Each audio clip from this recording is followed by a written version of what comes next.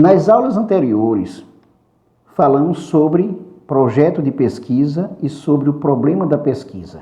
Você já aprendeu sobre a estrutura do projeto de pesquisa e já aprendeu o que é um problema da pesquisa, que gera o objetivo geral, a hipótese e as outras coisas que você vai precisar trabalhar na estrutura do projeto de pesquisa.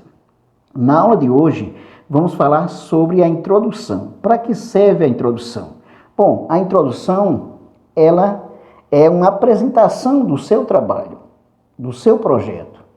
Aí você tem que saber o que é que você está estudando, por que você está estudando, como você está estudando, como você vai fazer a pesquisa, que resultado você espera.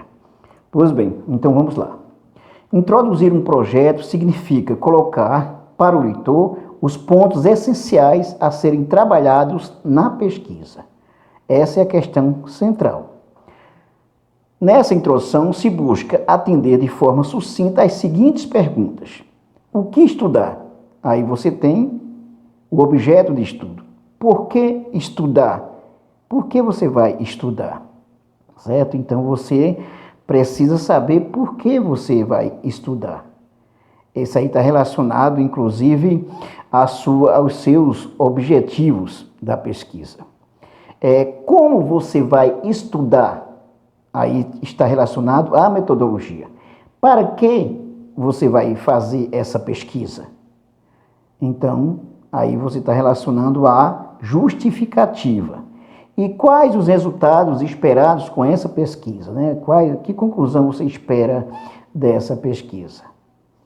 Essas questões é o que vão dar margem para você fazer a sua introdução. E uma dica muito interessante, não se preocupe em fazer a introdução antes de todas as coisas. Por exemplo, vou começar fazendo a introdução. Claro que você precisa introduzir, né? Você precisa dizer o que é que você vai estudar quando alguém vai ler o seu trabalho, o seu projeto, vai analisar, inclusive, precisa da introdução. Eu estou falando no ato de fazer.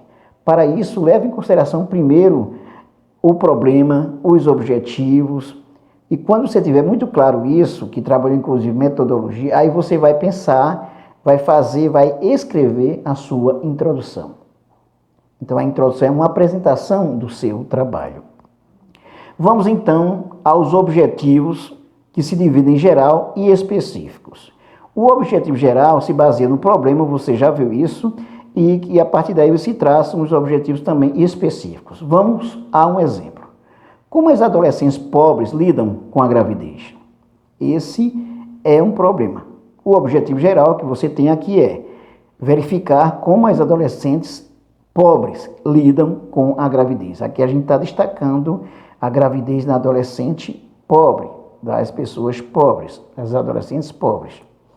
Os objetivos específicos, eles são definidos a partir do geral. Então, os objetivos específicos não podem fugir do geral.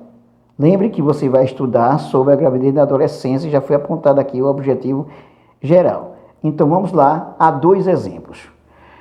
Verificar os principais problemas que as adolescentes pobres enfrentam na gravidez, que está relacionado ao objetivo geral, e o segundo objetivo específicos. Identificar as estratégias e ações utilizadas pelas adolescentes para lidar com a gravidez. Identificar estratégias e ações utilizadas pelas adolescentes para lidar com a gravidez.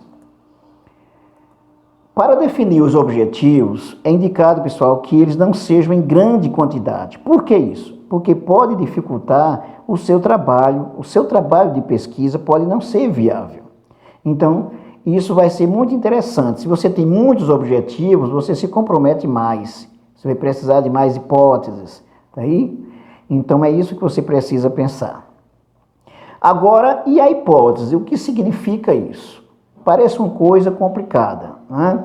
Mas a hipótese, em poucas palavras, significa uma resposta que você dá ao seu problema e que isso vai ajudar a nortear o seu trabalho, a sua pesquisa, e que vai ser verificado, constatado se você está certo ou não com a pesquisa.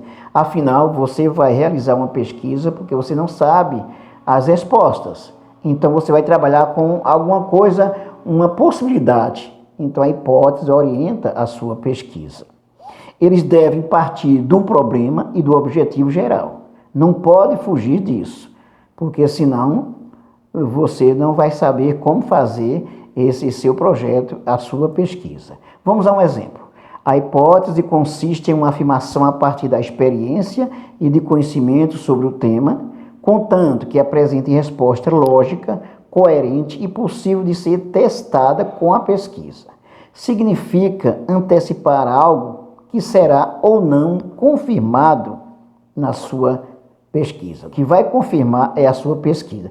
Se você vai perguntar, então para que eu tinha uma hipótese? Tem gente que não utiliza hipótese, mas a hipótese ela pode estar, por exemplo, embutida nos objetivos específicos. Pode estar embutida no objetivo geral, principalmente o objetivo geral, tá? Então vamos usar um exemplo muito claro aí. Um exemplo de hipótese, considerando inclusive aquela temática da gravidez na adolescência. As principais dificuldades que as adolescentes pobres enfrentam estão relacionados à condição de pobreza, ao preconceito, à falta de apoio, de ineficiência também das políticas públicas ou políticas do Estado.